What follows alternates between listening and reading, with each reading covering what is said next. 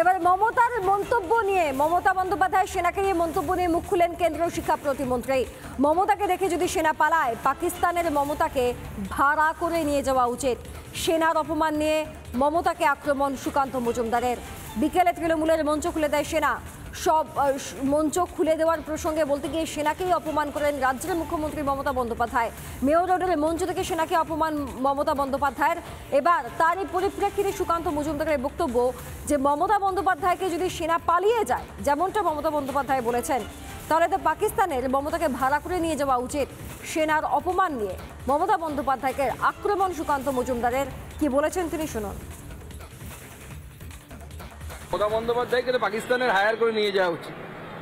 মমতা বন্দ্যোপাধ্যায়কে দেখে যদি 200 ভারতীয় সেনা পালিয়ে যায়, মমতা বন্দ্যোপাধ্যায়ের এখানে মিস ইউজ হচ্ছে।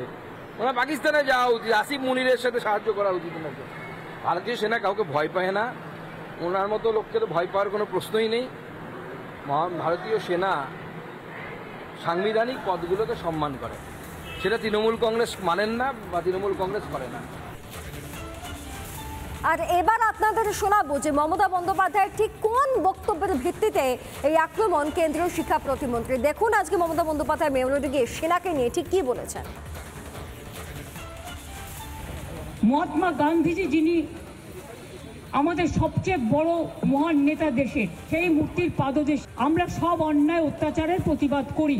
কিন্তু সেখানে আমি যখন এখানে আসছিলাম, আপনারা অনেকে ছবিও পেয়েছেন, প্রায় 200-র মতো আর্মি তারা আমাকে দেখে ছুটে পালাচ্ছিল। আমি বললাম, why you are running away? You are my friend. We are proud of you. It is not, এটা আপনাদের দোষ নয়। আপনারা বিজেপির কথায় করেছেন, দিল্লির কথায় করেছেন, এটুকু বুদ্ধি আমাদের আছে। অবস্থা ভাবুন, মমতা বন্দ্যোপাধ্যায় বলছেন 200 সেনা ছিল, তাকে দেখে নাকি সেনা পালিয়ে গেছে।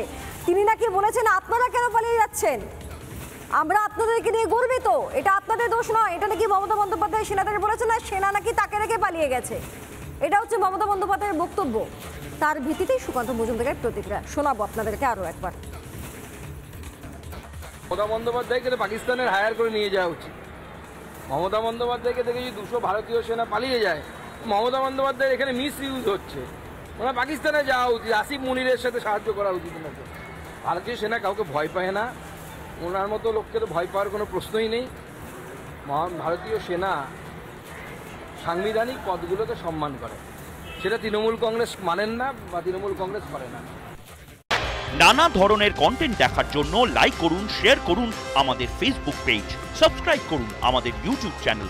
পাশাপাশি অন্যান্য ব্রেকিং নিউজের জন্য অবশ্যই চোখ রাখুন রিপাবলিক বাংলায়।